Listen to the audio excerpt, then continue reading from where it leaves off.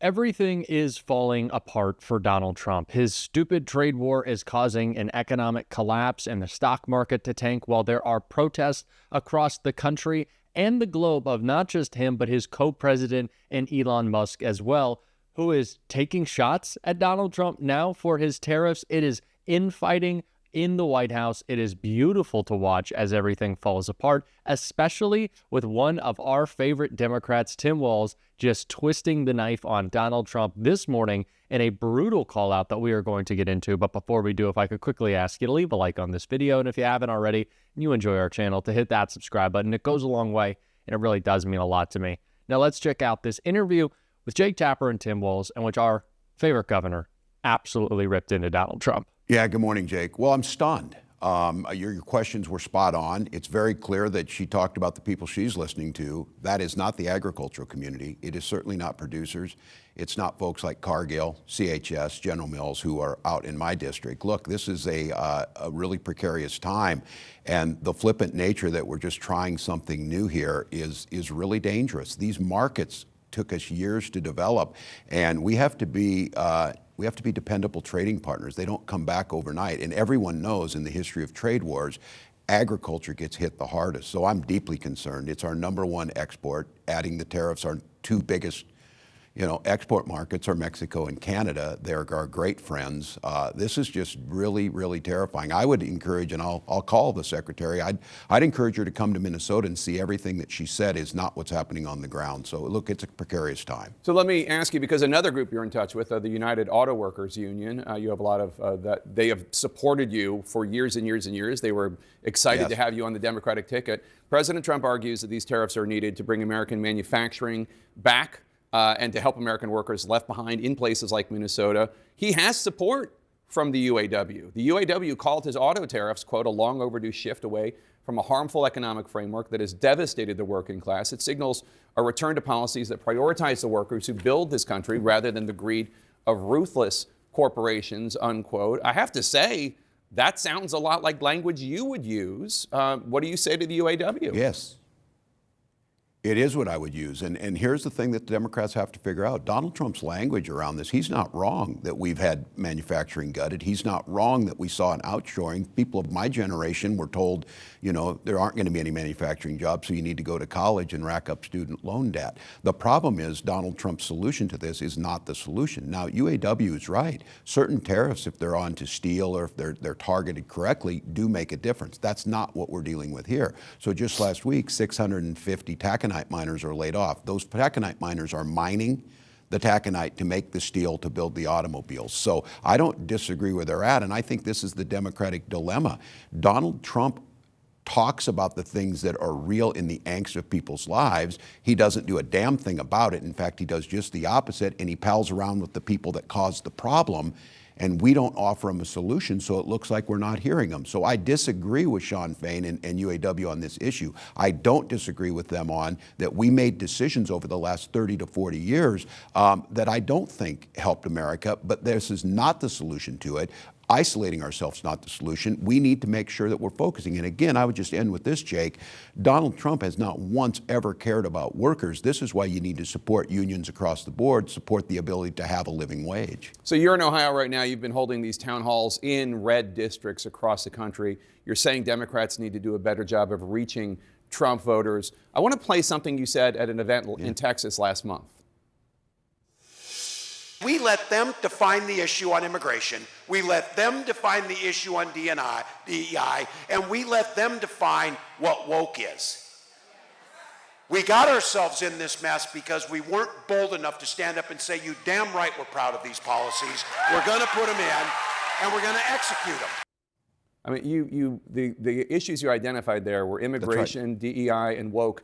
You think Democrats' problem was that you just didn't do a good enough job explaining the policies, and not that voters simply didn't just reject what you were selling, particularly on immigration, I wonder?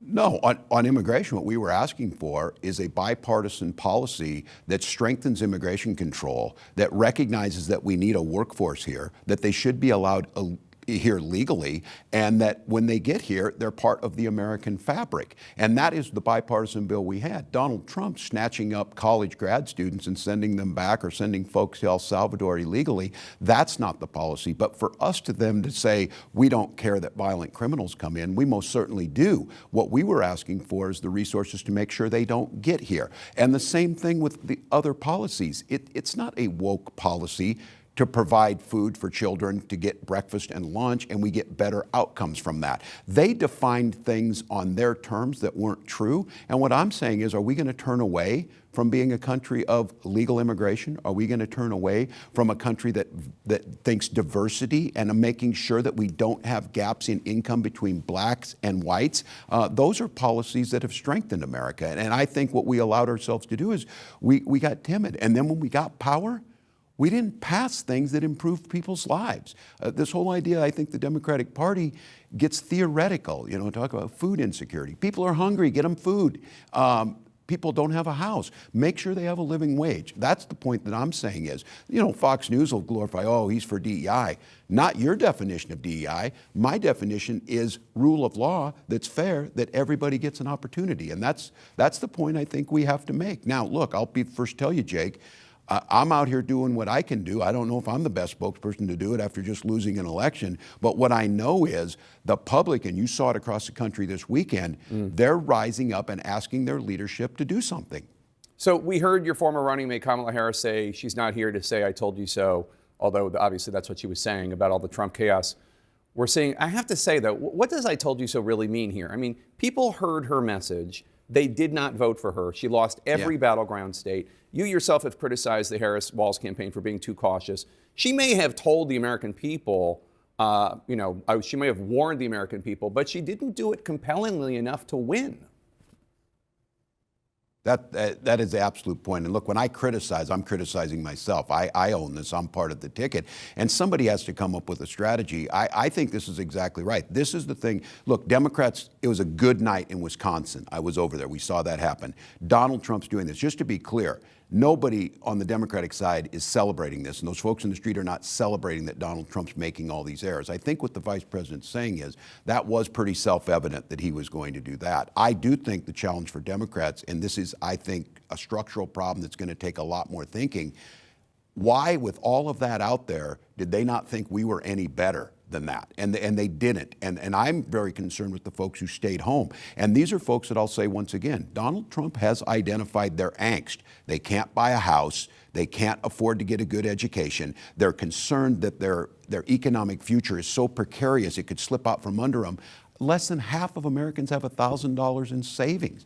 And I think, why was it not so compelling? It should have been a slam dunk for us to say, we're the party that cares about that. We're the party that's going to protect Social Security and Medicare. We're the party that thinks the ACA is a good start, but we need to do more on health care. And we didn't do that. So I'm concerned. Democrats do well in special elections and off-year elections, but the electorate that comes in presidential election years is different. When I was young, it was easy to know what a Democrat was. They stood with the working class and labor. Republicans were country club and for the rich. Today, you ask people, they don't. We have a 29% approval rating. Yeah. It doesn't help us any that Donald Trump ends up with a 25% approval rating. We have to get back to the core issues, that this is about making America prosperous and stable and innovative for everybody. Well, what do you make of the criticism that one of the reasons why your party was so resoundingly rejected last November is because Democrats were gaslighting the country, saying that inflation was not a big deal, heralding Bidenomics. Not only Biden, but Kamala Harris was heralding Bidenomics, pretending that there wasn't a problem at the border. And then fundamentally, this idea that President Biden was up for another 4 years of the job, while Americans in poll after poll for year after year were saying he's too old to do the job. Your party stood against all of those things. Look, Joe Biden coming in and during COVID and being a governor through COVID did a hell of a job. But I think one of the things that we didn't do is we assumed that we said, and it was true, that we were going to have a soft landing and our economy was better than the rest of the world. Better for who? Better for the working class who was saying groceries were too expensive, as they are now and going up. They got to see us talk about things. Again, I go back to this. Don't talk about food insecurity or housing type of issues. Talk about people being hungry and wondering where they're going to live, or about their children's future, about real security. And so I think your question is spot on. I think we got intellectualized on this. I think the fact of the matter is Joe Biden did soft land the economy. He did usher us through COVID. None of us are saying we should be soft on the border, but we allow a vacuum, and Donald Trump fills it, the 800-pound gorilla, and their narrative starts to stick, and we look weak. We look weak like we don't care. We look like look, Jake, I'm not going to say, you know, what we need to do is we need to just arrest people and ship them to El Salvador. No, we need to invest the money on border. We need to make sure that we have the judges necessary to adjudicate things faster. We need to make sure if you're going to be in this country here legally, and when you are, you're going to be uplifted, celebrated, and part of this great American tapestry. We didn't do that, and then it fills them. They'll find the example that is horrific, where you have someone who's not here legally and they commit a crime. That is horrific, but we don't do a good job of telling that. Don't you think your party needs to acknowledge that President Biden was not up for the job of running for re-election, and that this was a major mistake by the He made that decision. I know, but you all went along with the idea that he was up for it, and he wasn't. And everybody saw it, and the country rejected it. Yeah, well, look, history will tell us to go back on that. That very well could be the case, Jake. What I'm concerned about is learning from those lessons. I would hope we would never do it again, make a mistake, make sure we go through and get someone. But I don't know where it helps us going forward. I certainly am deeply concerned that Donald Trump is going to lead us down a horrific, look, thank God it's tariffs that he said. Donald Trump listens to no one. Remember, Donald Trump has statements about, I don't think nuclear war would be that bad. I guess we're lucky that he went after tariffs instead of that route. Yeah. We have an issue in this country that is going to impact us. And if there is not a loyal opposition, if there's not some soul searching on our side, if there's not reaching out to those folks who are in the streets, they're leading right now. So quick question. I would tell everybody, you better get with them. Yeah. Quick question, because we got to go. But you said you're not going to run for the Senate seat there. Are you going to run for a third term for governor? Are you possibly going to run for president in 2028?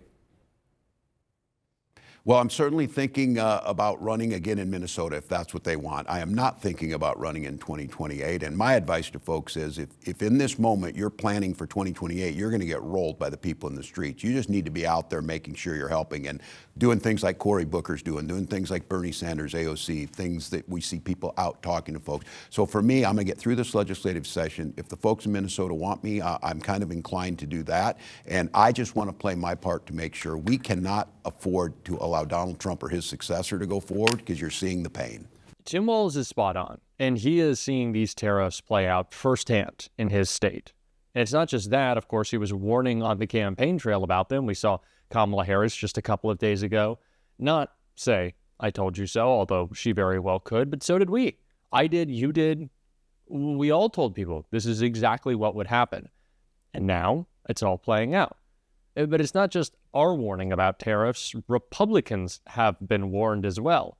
It's the reason they're freaking out so much, because they're waking up to the fact of the political nightmare this is going to be for them, which is, of course, the only thing that they care about.